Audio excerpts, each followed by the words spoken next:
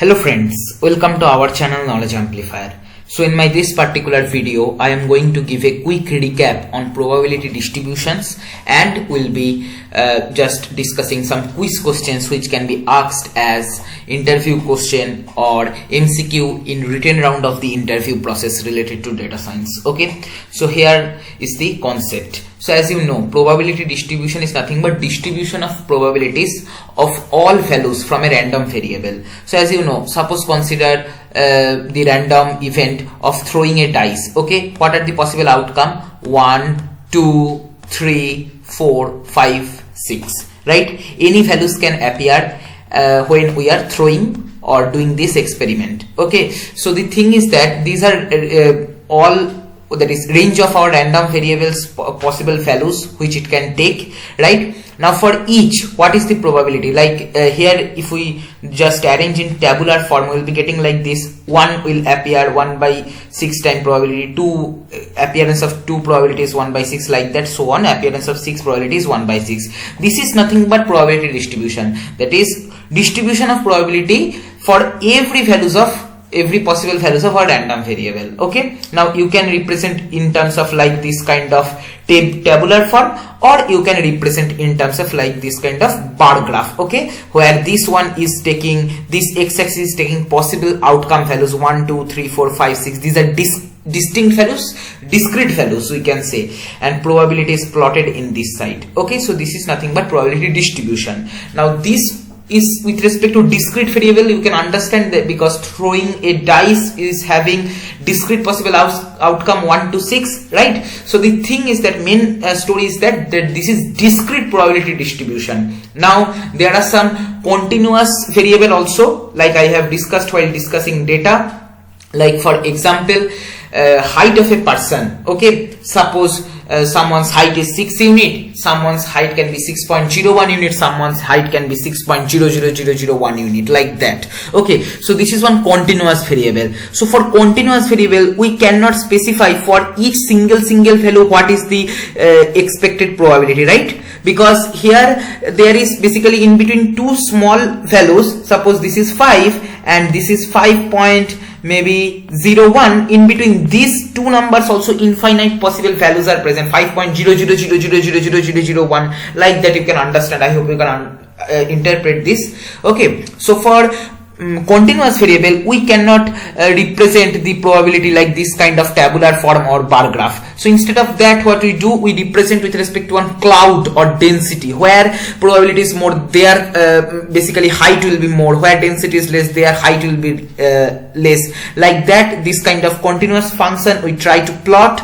and this is called probability density. Okay, so probability mass function, probability density function. Okay, so basically this is for our continuous variable outcome and probability. Okay, so this particular region, red color region, is indicating what? That probability that our random variable will be taking value less than equal to a. Okay, so a is here threshold, less than equal to a probability means we have to calculate the area for this particular one. Here let me just change the color. Okay, so these all things I hope you have already studied in detail in your statistics for engineers or probability theory and random process course, right? Or in your class 12 mathematics also you might have studied. So this is the range where probability of our this particular random event is less than equal to a. Okay, so the area, this particular curve area we have to calculate. So different functions are there, different curves which represent the probability distribution for a continuous variable. Those we will be learning one by one. So the moral of the story is that whatever we have understood till now, that probability distribution is nothing but representing probability values for different outcomes. For our continuous variable, we cannot show distinct probability values for distinct outcomes because this is continuous. So we represent in terms of cloud, that where density is there is probability is more, there height will be more. So here density is more, we can say like this. And for discrete, it is probability mass function. Okay, and there is one more thing, cumulative distribution, which is very simple. That is f of x equal to p x, capital X less than equal to small x. This is nothing but probability that a random variable capital X, suppose random event is represented by the capital X, will be taking value less than or equal to this small x. Okay, and for each point if we calculate the cumulative distribution, suppose we can get this kind of graph. So for this particular point, this particular value is indicating what? That the probability that the random variable X is taking value lesser than or equal to A, this is indicating by this particular point. And if we consider with respect to our probability density function, then we have to calculate the whole area, right?